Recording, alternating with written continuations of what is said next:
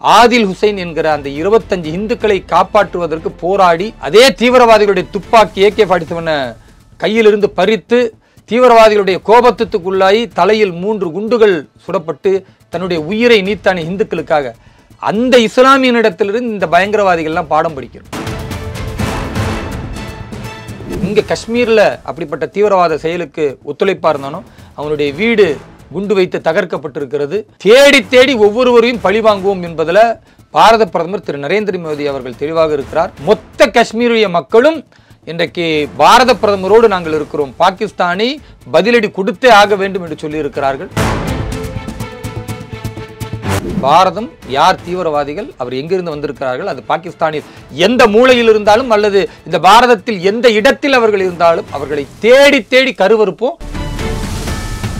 பாரத பிரதமருடைய எல்லா நலத்திட்டங்களிலும் 30% மேலாக சிறுபான்மை சமூகம் தான் பலனடைந்திருக்கிறது என்ற புள்ளி விவரங்கள் இருக்கும் பொழுது எப்படி இன்னைக்கு ராபர்ட் வத்ரா சொல்ல முடியும்? இந்த நீரை நிறுத்துவதன் மூலம் அங்க இருக்கிற விவசாயமும் பாதிக்கப்படும். குடிதண்ணீர் இல்லாமல் பாகிஸ்தானிய மக்கள் பரிதவிப்பார்கள். அப்ப அந்த மக்கள் பாகிஸ்தானிய அரசுக்கு எதிராக திரும்புவாங்க.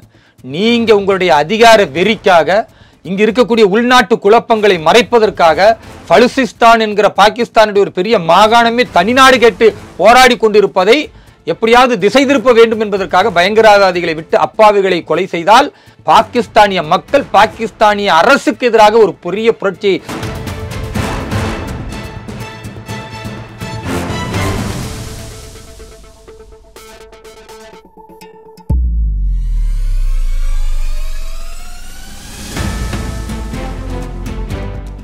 ரியல் ஒன் நண்பர்கள் நேயர்களுக்கு வணக்கம். பல்வேறு முக்கியமான தகவல்களை நம்முடைய வாசகர்களுடன் பகிர்ந்து கொள்ள இணைந்திருப்பவர் பாரதிய ஜனதா கட்சியை சார்ந்த சிறுபான்மை பிரிவு தேசிய செயலாளர் வேலூர் இப்ராஹிம் அவர்கள். வணக்கம் சார். வாழ்க வளமுடன்.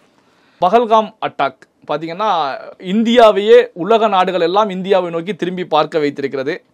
இந்தியாவை பொறுத்த வரைக்கும் எந்த நிமிடத்தில் வேண்டுமென்றாலும் பதிலடி கொடுக்கலாம் அப்படிங்கிற நிலையில ஒரு பதட்டமான ஒரு சூழல், போருக்கான ஒரு சூழல் அப்படின்னே சொல்லலாம். சர்ஜிக்கல் ஸ்ட்ரைக்கா போரா அப்படிங்கிற நிலையில இருந்துட்டு இருக்கு. இதை நீங்க எப்படி பாக்குறீங்க? அடிப்படையில் என்ன மாதிரியான முடிவை மத்திய அரசு எடுக்கும் என்பதை இன்னும் 2-3 தினங்களுக்கு பிறகுதான் அது அறிவிப்பார்கள். அல்லது அறிவிப்பதற்கு முன்னால் அதிரடி தாக்குதலாகவும் கூட அது இருக்கலாம். ஏன்னா பாகிஸ்தான் பயங்கரவாதத்தை தூண்டிவிட்டதோடு மட்டுமல்லாமல் கடந்த காலத்தில் செய்ததை விட நேற்றைய முன்தினம் பஹல்காமில் அவர்கள் நிகழ்த்திய இந்த கொடூர தாக்குதல் என்பது நாடு முழுக்க கொந்தளிப்பு. உலகத் தலைவர்கள்லாம் கடும் கண்டனம் தெரிவித்ததற்கு காரணம் அப்பாவிகளை, சுற்றுலா பயணிகளை, நிராயுதபாணிகளை, குறிப்பாக அவருடைய மதத்தின் பெயரை கேட்டு கொள்வதற்குல்ல, இதுக்கு முன்னால் எங்கேயுமே நடந்ததில்லை. இவ்வளோ பெரிய வெறியாட்டத்தை பாகிஸ்தானிய பயங்கரவாதிகள் நிகழ்த்தி இருக்கிறார்கள். அதுக்கு காஷ்மீரில் உள்ள சில இஸ்லாமிய பயங்கரவாத சக்திகள், குறிப்பாக சொல்லணும்னா இவர்கள்லாம் காஷ்மீரிய மூளைச்சலவைக்கு ஆளான இஸ்லாமிய இளைஞர்கள், இவர்களும் அதில் இணைந்திருக்கிறார்கள் என்பது தான் இன்றைக்கு வெட்ட வெளிச்சமாக தெரிஞ்சிருக்கு. அப்போ இதிலிருந்து என்ன பார்க்கணும் அப்படின்னா, அடிப்படையில் பயங்கரவாதம் என்பதற்கு மதம் இல்லை என்று நாம் எல்லோரும் சொல்கிறோம். ஆனால் பயங்கரவாத செயலை அதிகமாக இஸ்லாமியர்கள் செய்கிறார்கள் என்ற அந்த குற்றச்சாட்டும், ஏன் அது தொடர்ந்து நிகழ்கிறது என்ற குற்றச்சாட்டுமே பொதுவான மக்களிடத்தில் இருக்கு. அதற்கு என்ன காரணம்னா, பிற மதத்தினர் பயங்கரவாத செயல்கள் செய்கிற LTTயாக இருக்கட்டும், அல்லது நக்சலைட்டுகளாக இருக்கட்டும், அல்லது போடோ தீவிரவாதிகளாக இருக்கட்டும், அல்லது மாவோயிஸ்டாக இருக்கட்டும், இவர்களெல்லாம் செய்யக்கூடிய பயங்கரவாத செயல்கள் என்பது மதத்தின் பெயரால் இருக்காது. அரசுக்கு எதிராக இருக்கும், அரசு அதிகாரிகளை கொல்லுவாங்க, இல்லை அதிரடியாக தாக்குதல் நடத்துவாங்க, அல்ல தங்களுடைய பகுதிகளில் வளங்கள் ஏற்பட்டு விடக்கூடாது, அப்படி ஏற்படுத்தி விட்டால் அவர்கள் என்ன சொல்லி மக்களை வச்சிருக்கிறாங்களோ அந்த மக்கள் அரசின் தரப்பில் போயிடுவாங்க என்பதற்காக ஒரு விதமான போராட்டங்களோ அல்லது ஆக்கிரமிப்பாளர்கள் அல்லது பெரிய பெரிய தனவந்தர்களை எதிர்த்து நடக்கும். அதில் மதத்தின் பெயரால் இருக்காது, பாதிப்பை எதிர்த்து நடக்கிற தாக்குதல் இருக்கும். ஆனாலும் அவர்களும் தீவிரவாத செயல் செய்கிறாங்க, ரயிலில் குண்டு வைக்கிறாங்க, அப்பாவி மக்களை கொலை செய்கிறாங்க, அரசுக்கு எதிராக பெரிய தாக்குதல் நடத்துகிறாங்க. ஆனால் இந்த பாகிஸ்தானிய பயங்கரவாதிகளின் மூலச்சலவைக்குள்ளான இந்தியாவில் இருக்கக்கூடிய இஸ்லாமியர்கள் செய்யக்கூடிய இந்த தாக்குதல் என்பது நீங்கள் LTT மாவோயிஸ்ட் நக்சலைட்டோட ஒப்பிட முடியாது. ஏன்னா அவர்கள் மதத்தின் பெயரால் நடத்தல தாக்குதல். இஸ்லாமிய தீவிரவாதிகளாக இவர்கள், ஏன் இஸ்லாமிய தீவிரவாதிகள்னு சொல்கிறேன்னா, அப்படி சொல்லுவது எனக்குமே வலிக்குது. ஏன்னா இஸ்லாம் எந்த இடத்திலும் தீவிரவாதத்தை அனுமதிக்கல. ஒரு மனிதரை அப்பாவியை கொலை செய்தால் ஒட்டுமொத்த மனிதகுலத்தை கொலை செய்ததற்கு சமம் சொல்லுற மார்க்கம், அந்த மார்க்கத்தை தவறாக பயன்படுத்தி இவர்கள் அல்லாஹ் அக்பர் என்று சொல்லி கழுத்தை அறுப்பதும், அப்பாவி இந்துக்களை கொலை செய்வதற்கு காஷ்மீரில் உள்ள ஒரு இஸ்லாமிய 1-2 பேர் உதவி செய்திருக்கிறார்கள் என்று கேட்கும்போது மிகப்பெரிய வேதனையாக இருக்கு. ஆனால் இவர்களெல்லாம் பாரதத்திற்கு எதிரானவர்கள் அல்ல, இஸ்லாமியர்களுக்கு எதிரானவர்கள், இஸ்லாமிய நம்பிக்கைக்கு எதிரானவர்கள் என்பதை ஆதில் ஹுசைன் என்கிற அந்த 25 இந்துக்களை காப்பாற்றுவதற்கு போராடி அதே தீவிரவாதிகளுடைய துப்பாக்கி AK-47 கையிலிருந்து பறித்து தீவிரவாதிகளுடைய கோபத்துக்குள்ளாகி தலையில் 3 குண்டுகள் சுடப்பட்டு தன்னுடைய உயிரை நீத்தான இந்துக்களுக்காக அந்த இஸ்லாமியனிடத்திலிருந்து இந்த பயங்கரவாதிகள்லாம் பாடம் படிக்கிறோம்.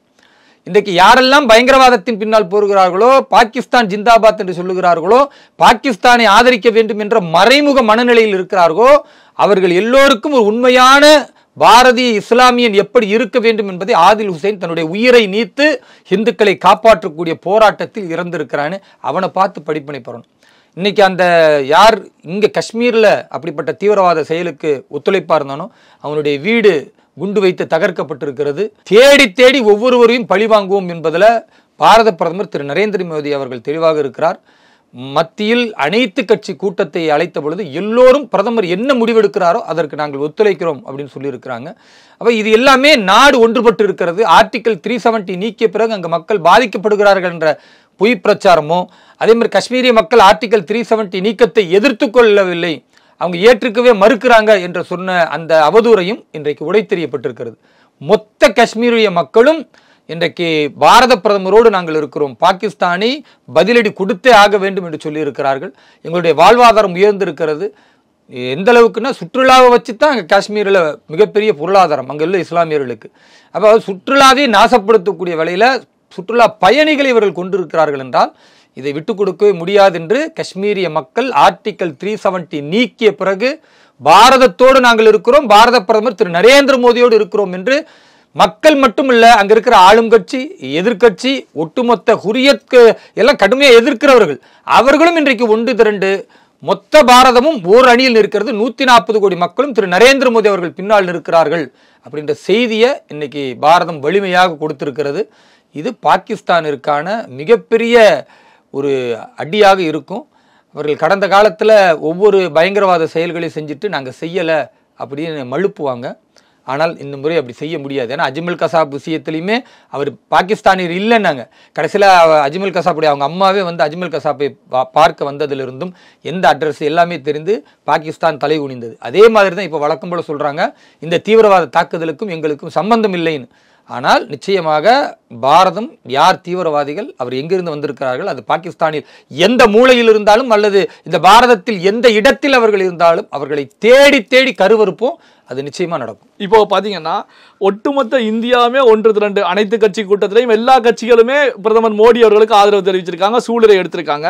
இப்படியான சூழ்நிலையில் தான் இந்த அட்டாக் நடந்த மறுதினமே பாத்தீங்கன்னா காங்கிரஸ் கட்சியுடைய எம்பி பிரியங்கா காந்தியுடைய கணவர் ராபர்ட் வத்ரா அவர்கள் ஒரு சர்ச்சையான கருத்தை தெரிவிக்கிறாங்க. இந்தியாவில் இஸ்லாமியர்கள் பலகீனம் அடைந்து வரக்கூடிய செயல்தான் இது போன்ற ஒரு தாக்குதலுக்கான காரணம். இது வந்து பிரதமர் மோடி அவர்களுக்கு இஸ்லாமியர்கள் கொடுத்த ஒரு மெசேஜ் அப்படின்னு சொல்லி தெரிவிக்கிறாங்க. இதை எப்படி பார்ப்பது? ராபர்ட் வத்ரா போன்ற அரைகுறை அருவருக்கத்தக்க அசிங்கமானவர்கள் எல்லாம் பேசுவதனால தான் இஸ்லாமியர்களுக்கு தலைகுனி ஏற்படுகிறது. மொத்த இஸ்லாமிய மக்களும் இந்த தீவிரவாதத்தை எதிர்க்கிறோம். ஒட்டுமொத்த 140 கோடி மக்களில் 20 கோடி இஸ்லாமியர்கள் ஒருங்கிணைந்து பாகிஸ்தானை எதிர்த்து போரிட வேண்டும், அதற்கு எங்களுடைய உயிர்களை கொடுக்க தயாரா இருக்கோம், களத்தில் இஸ்லாமியர்கள் முன்வரிசையில் வந்து நிற்கிறோம் சொல்ற ஒரு மிகப்பெரிய எழுச்சி இன்றைக்கு பாரதத்தில் நிகழ்ந்திருக்கிறது என்றால் நரேந்திர மோடி அவர்கள் எல்லோரையும் ஒரே கண்கொண்டு பார்க்கிறார். சப்கா சாத் சப்கா விகாஸ், எல்லோரையும் அரவணைத்து எல்லோருக்குமான வளர்ச்சி என்கிறார். அதனாலதான் இன்றைக்கு 20 கோடி இஸ்லாமியர்கள் பாகிஸ்தானை எதிர்ப்பதில் ஒருங்கிணைந்து நிற்கிறார்கள். அப்போ திரும்பவும் இந்த இஸ்லாமியர்கள் மோடி பின்னால் போயிடக்கூடாது, வாக்கு வங்கி போயிடக்கூடாது என்று இது மாதிரியான தேச பாதுகாப்பை பற்றி யோசிக்கக்கூடிய நேரத்தில் கூட இஸ்லாமியர்கள் ஒரு மெசேஜ் கொடுக்குறாங்க, அல்லது இஸ்லாமியர்கள் பலவீனப்பட்டு விட்டதால் இப்படி காரியம் செய்கிறாங்கன்னா யார் சொன்னா? அப்படி இஸ்லாமியர்கள் பலவீனப்பட்டு விட்டால் பயங்கரவாதத்துக்கு போயிடுவாங்கன்னு காங்கிரஸ் நினைக்கிறதா? அப்படித்தான் பிரியங்கா காந்தியுடைய கணவர் நினைக்கிறாரா? இது எவ்வளவு பெரிய அயோக்கியத்தனம்! இஸ்லாமியர்கள் முதல்ல இந்த மாதிரி பேச்சுக்களை காரி உமிழ வேணாமா? இது மாதிரியான காங்கிரஸ் கட்சியை புறக்கணித்து விட்டு வர வேண்டாமா? பதட்டமான சூழலில் கூட பரிதவிக்கக்கூடிய எங்களுடைய இந்து சொந்தங்களோடு நாங்கள் இருக்கிறோம் என்று காஷ்மீரிய மக்கள் இருக்கிறாங்க. அங்கு யாரெல்லாம் குண்டடிப்பட்டு இறந்தார்களோ அல்லது குண்டடி காயப்பட்டிருந்தார்களோ அவர்களை தோளில் தூக்கி வைத்துக் கொண்டு ஒவ்வொரு காஷ்மீரிய இஸ்லாமியர்களும் ஒடியாடுறாங்கன்னு அவங்க என்ன பார்த்தாங்க? அவர் இந்துவா தன் இஸ்லாமியன் என்று பார்க்கல. நாம் அனைவரும் பாரத தாயின் பிள்ளைகள் என்று ஒவ்வொரு உயிரையும் காப்பாற்றணும், எங்க மண்ணில் வரக்கூடிய ஒருத்தருடைய உயிரையும் பறிக்க விட மாட்டோம்.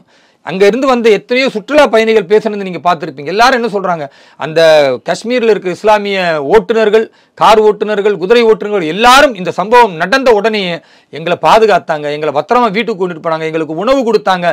எந்த தீவிரவாதிகள் வந்தாலும் எங்களை கொண்டுட்டு தான் உங்களை கொண்டு முடியும், நாங்க முன்னால உங்களுக்கு கேடயமா நிற்போம், நீங்க பயப்படாதீங்கன்னு சொன்னாங்கன்னு அவ்வளவு இந்து பயணிகள் சொல்றாங்கன்னா அதுக்கு காரணம் என்ன? இன்றைக்கு பாரதத்தில் இந்து இஸ்லாமியர்கள் என்ற பிரிவினை கிடையாது. நாம எல்லாரும் பாரத தாயின் பிள்ளைகள் ஒருங்கிணைந்து இருக்கிறோம். இது ராபர்ட் வத்ரா போன்ற அயோக்கியர்களுக்கு பிடிக்கல. அதனால இஸ்லாமியர்கள் பலவீனப்பட்டு போயிருக்கிறார்கள்னா, காங்கிரஸ் ஆட்சி காலத்தில் தான் இஸ்லாமியர்கள் பலவீனப்பட்டு போனார்கள். காங்கிரஸ் ஆட்சி காலத்தில் தான் கல்வியில பொருளாதார முன்னேற்றத்தில் இஸ்லாமியர்கள் இல்லை என்ற நிலை வந்தது. ஆனால் திரு நரேந்திர மோடி அவர்களுடைய நல்லாட்சியில பாரத பிரதமருடைய எல்லா நலத்திட்டங்களிலும் 30% மேலாக சிறுபான்மை சமூகம் தான் பலனடைந்திருக்கிறது என்ற புள்ளி விவரங்கள் இருக்கும் பொழுது எப்படி இன்னைக்கு ராபர்ட் வத்ரா சொல்ல முடியும்? அப்ப சோனியா காந்தியும் பிரியங்கா காந்தியும் என்னவெல்லாம் மனநிலையில் இருக்கிறார்களோ அதைத்தானே அவர் வெளியில விதைத்திருக்கிறார். இங்க இருக்கிற அற்ப திருமாவளவனும் அதைத்தானே விதைக்கிறார். எப்படி இவர்கள் இந்த வக்ஃபு சட்டம் அப்படின்னு சொல்லிட்டு மிகப்பெரிய சொத்துக்களை கொள்ளையடிக்க போறாங்க, இந்துக்கள்கிட்ட கொடுக்க போறாங்க, கோவிலை கட்ட போறாங்கன்னு இஸ்லாமியர்களை அச்சுறுத்தினார்களோ அது மாதிரி இப்போ ஒரு பயங்கரவாத தாக்குதலை எதிர்த்து இஸ்லாமியர்களே மிகப்பெரிய அளவிற்கு உறுதியா திரு நரேந்திர மோடி அவர்கள் பின்னால் நிற்கிறோம்னு சொல்லும் பொழுது இந்த நேரத்தில் இஸ்லாமியர்களை பிரித்து இஸ்லாமியர்கள் பலவீனப்படுகிறார்கள். அதனாலதான் இந்த மெசேஜ்னு சொன்னா, இஸ்லாமியர்களை தீவிரவாதிகள் என்று பாஜக சொல்லல, மத்திய அரசு சொல்லல. தீவிரவாத செயலை பலவீனப்பட்டால் இஸ்லாமியர்கள் செய்வார்கள் என்று காங்கிரஸ் சொல்லுகிறது. காங்கிரசுடைய பிரியங்கா காந்தியினுடைய வத்ரா சொல்கிறார் என்றால், இந்த மாதிரியான நபர்களை இன்னுமா இஸ்லாமியர்கள் ஏற்க போகிறார்கள் அல்லது இந்த காங்கிரஸ் கயவர்களை தூக்கி எறிய போகிறார்களா என்று நான் இஸ்லாமியர்களிடத்திலே இதற்கான பதிலை விட்டு விடுகிறேன். இப்போ பாத்தீங்கன்னா இந்தியாவை பொறுத்த வரைக்கும் இந்த தாக்குதலுக்கு கண்டிப்பாக ஒரு பெரிய பதிலடி கொடுப்பாங்க அப்படிங்கிற நிலையில தான் இருந்துகிட்டு இருக்காங்க. அதற்கான செய்திகள்லாம் வந்துட்டு இருக்கு. 2016 உரி ராணுவ தலைமையகம் தாக்கப்பட்டதற்கும் ஒரு பதிலடி கொடுத்தாங்க. 2019 புல்வாமா தாக்குதலையும் பாத்தீங்கன்னா சர்ஜிக்கல் ஸ்ட்ரைக் நடந்தது. இப்போ பாத்தீங்கன்னா ஒரு பெரிய தாக்குதல் இருக்கும், பதிலடி இருக்கும் அப்படின்னு சொல்லப்படுது. அதற்கான வாய்ப்புகள் இருக்கிறதா எப்படி பாக்குறீங்க? கண்டிப்பாக பாரதம் தன்னுடைய கடமையை செய்யும். திரு நரேந்திர மோடி அவர்கள் எதிரிகள் நினைத்து கூட பார்க்க முடியாத அளவிற்கு பதிலடி இருக்கும் என்று சொல்லியிருக்கிறார். அவர் சொன்னா செய்வார். அதுதான் திரு நரேந்திர மோடியினுடைய பண்பு.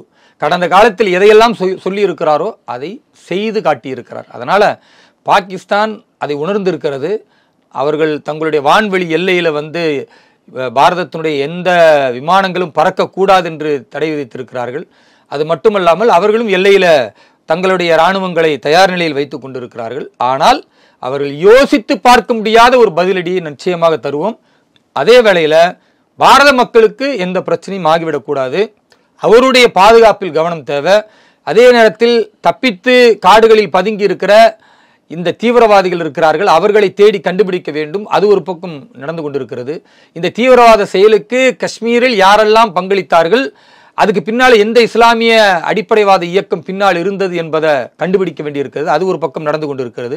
ஆக எல்லா காரியங்களும் திட்டமிட்டபடி நடக்கும். அது நடக்கும் பொழுது பாரதத்துள்ள எல்லா மக்களும் அந்த சம்பவத்திற்கு உறுதுணையாக இருப்பார்கள். நிச்சயம் பாகிஸ்தான் செய்த அந்த தவறுக்கு தண்டனையை அனுபவித்தே ஆக வேண்டும். அது கூடிய விரைவில் நடக்கும். பிரதமர் மோடி அவர்களை பொறுத்த வரைக்கும் இந்த தாக்குதல் நடந்தோன்னு ஒரு 5 விதமான அறிவிப்புகளை வெளியிட்டு இருந்தாங்க. விசா ரத்து செய்யப்பட்டது. இதுல குறிப்பாக பாத்தீங்க அப்படின்னா இந்த சிந்து நதிநீர் ஒப்பந்தம் இது ஒரு பெரிய அளவில் பார்க்கப்படுது. ஏன்னா இந்த சிந்து நதிநீர் ஒப்பந்தத்தை பொறுத்த வரைக்கும் ரத்து பண்ணியிருக்காங்க. இதன் மூலமாக பாகிஸ்தானுக்கு எந்த மாதிரியான ஒரு அடி விடும்னு எதிர்பார்க்குறீங்க? சிந்து நதிநீர் ஒப்பந்தத்தை முழுமையாக ரத்து செய்யல. ஒரு இடைக்காலமாக ஏன் ரத்து செய்யப்பட்டு இருக்கிறது என்றால், இந்த பாகிஸ்தானிய பயங்கரவாதிகளை ஆதரிப்பது என்பது பாகிஸ்தானுடைய அரசு IS என்று சொல்லக்கூடிய பயங்கரவாத அமைப்புகள் தான் ஆதரிக்கிறது. லஷ்கரே தொய்பா தான் இதில் ஈடுபட்டு இருக்கிறது. கடந்த காலத்திலும் அவர்களும் செய்திருக்கிறார்கள். அப்ப இதெல்லாம் கண்டுகொள்ளாமல் திரும்ப திரும்ப இந்த அரசு நடக்குமேயானால், இந்த அரசு யாரை வைத்து ஆட்சி செய்கிறது? மக்களை தான். அந்த மக்கள் இன்றைக்கு வெகுண்டெழ வேண்டும் என்பதை பாரதம் நினைக்கிறது. ஏன்னா ஒவ்வொரு முறையும் அந்த மக்களுக்காக, மக்களின் நலனுக்காக பாரதம் இந்த நீரை தடுக்காமல் இருந்ததை அவர்கள் இன்னும் தவறாக புரிந்து கொண்டால், இந்த நீரை நிறுத்துவதன் மூலம் அங்க இருக்கிற விவசாயமும் பாதிக்கப்படும். குடி தண்ணீர் இல்லாமல் பாகிஸ்தானிய மக்கள் பரிதவிப்பார்கள். அப்ப அந்த மக்கள் பாகிஸ்தானிய அரசுக்கு எதிராக திரும்புவாங்க. நீங்க உங்களுடைய அதிகார வெறிக்காக, இங்க இருக்கக்கூடிய உள்நாட்டு குழப்பங்களை மறைப்பதற்காக, பலுசிஸ்தான் என்கிற பாகிஸ்தானுடைய ஒரு பெரிய மாகாணமே தனிநாடு கேட்டு போராடி கொண்டிருப்பதை எப்படியாவது திசை திருப்ப வேண்டும் என்பதற்காக பயங்கரவாதிகளை விட்டு அப்பாவிகளை கொலை செய்தால் பாரதம் எப்படிப்பட்ட நிகழ்வு எடுக்கிறது? அதில் சாதாரண மக்கள் பாதிக்கப்படுகிறோம் என்று பாகிஸ்தானிய மக்கள் பாகிஸ்தானிய அரசுக்கு எதிராக ஒரு பெரிய புரட்சியை செய்ய வேண்டும். அது நடக்கும் என்று நாங்கள் நம்புகிறோம். அப்ப அந்த மக்களுக்கும் புரியணும் இல்லையா, இவ்வளவு பெரிய பயங்கரவாத செயல்களால பாரதம் எவ்வளவு பாதிக்கப்பட்டிருக்கிறது, நாங்கள் எவ்வளவு வழியில் இருக்கிறோம், அப்பாவிகள் கொல்லப்பட்டால் எங்களுடைய அதிரடி எவ்வாறு இருக்கும் என்பதை காட்டணும். அதற்காகத்தான் இந்த நதி நீரை நிறுத்தி வைத்திருக்கிறோம். நிச்சயமாக பாகிஸ்தான் மக்கள் உணர்வார்கள். பாகிஸ்தானிய அரசுக்கு எதிராக அந்த மக்கள் மிகப்பெரிய எழுச்சியோடு போராடுவார்கள். இனி தீவிரவாதத்தின் பக்கம் பாகிஸ்தான் சிந்திக்க கூடாது என்ற அளவிற்கு எல்லா காரியங்களையும் பாரதம் தெளிவாக செய்யும். பல்வேறு முக்கியமான தகவல்களை நம்முடைய வாசகர்களுடன் பகிர்ந்து கொண்டதற்கு நன்றி சார். நன்றி, வாழ்த்துக்கள்.